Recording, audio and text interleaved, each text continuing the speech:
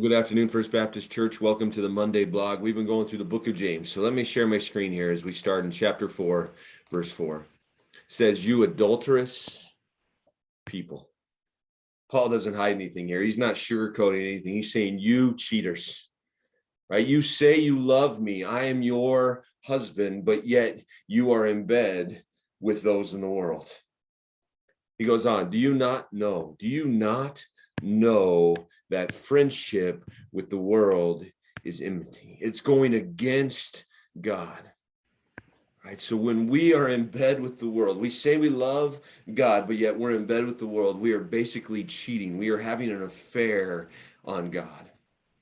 He goes on, therefore, whoever wishes to be a friend of the world makes himself an enemy of God.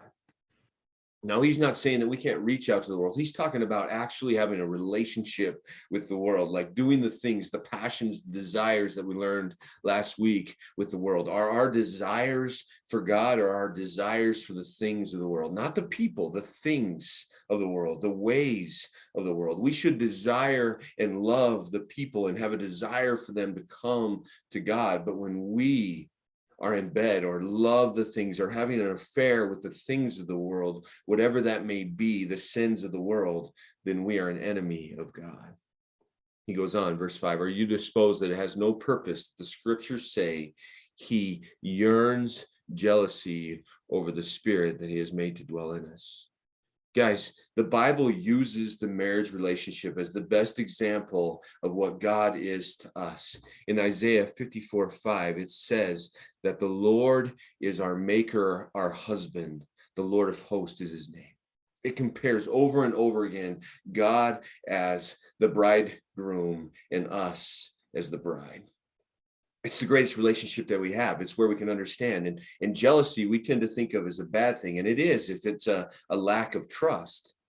But jealousy is also a good thing. If I'm treating my wife the way that I should be treating her, if I'm loving her the way that I should be loving her, much like Hosea with Gomer, right? But if I'm treating her that way, but yet she falls in love or goes and cheats on me with another man, I have every right to be jealous.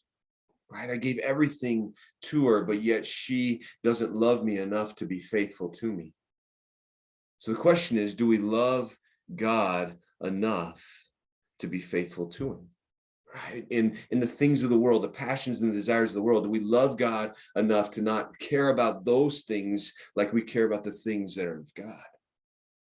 And when we care about those things, we have this loving relationship, this marriage-like relationship with God, and it's powerful, and it can just be the most inspirational thing in our life, just like a good marriage is that we see in our church, that we see in life, that we see around us. So think about that as we go in today, that we should be in love with God, and our marriage relationship should be the example of how we should love and have a desire to be with God. So thank you for tuning in, and I'll see you guys next week.